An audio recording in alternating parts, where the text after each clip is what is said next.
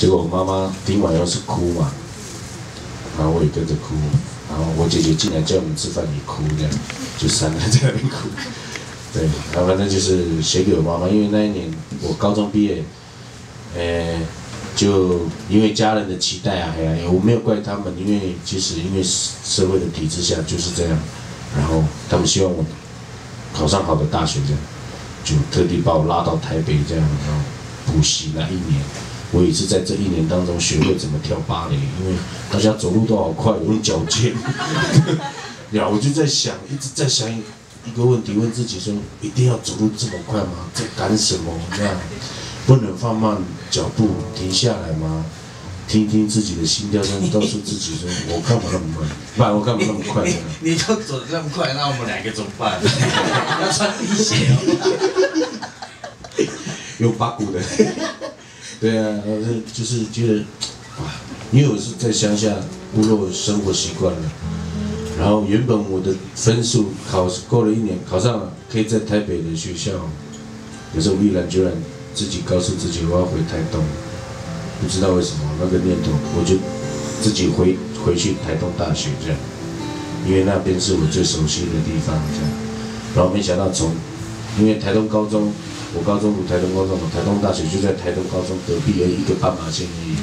没想到从台东高中要考进去那边走过去要花1年，但是也还好啦，对啊，也是在大学的时候重新对自己有一番新的认识。没错。那这首歌写给妈妈，然后跨年的时候我有打电话给她，她睡着。我说干什么啊？了不起了，这个时候打电话还这样。我说没有了不起了，就跟你讲新年快乐这样。哦，好了，没有事了，然后我要睡觉了这样。这就是我跟我妈妈之间的对话。其实她搞不好可能很高兴呀，我的儿子打给我呢这样。然后就会有一个人吃醋，就是我爸。阿爸。对啊，我爸讲到这个，我爸就说：为什么我写给我的歌都说我要喝保利达，大家都知道我可以喝保利达。我真的生气呢，他就在甘乐文创，我真的很生气，就自己买商品进来喝。哎呀，真的是很可爱的爸爸，所以他的孩子跟他很像。好，为大家带来这首《妈妈的眼睛》。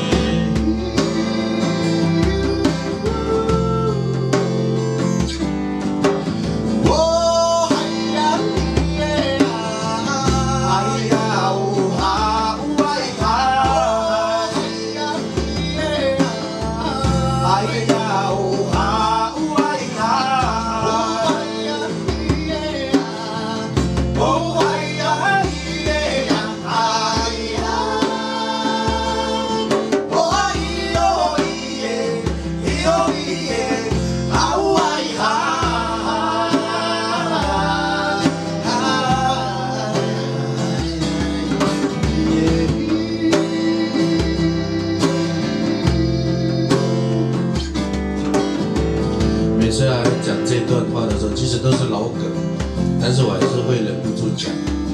然后，我想要跟大家讲的是，不管你在外面多么寂寞、受伤，或是遇到挫折的时候，永远有一个人在你背后支持，那就是你的爸爸妈妈。没有爸爸妈妈没有关系，那就是你的家人。所以真的要有空打电话给他。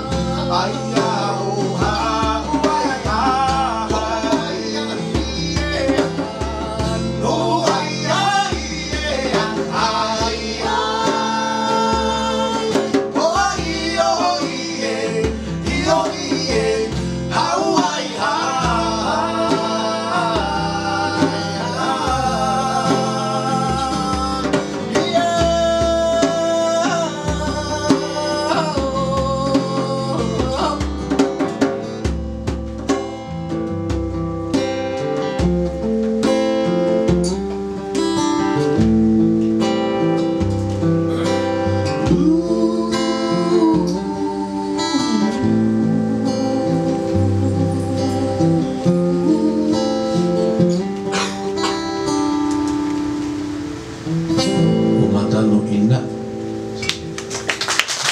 妈妈的录音。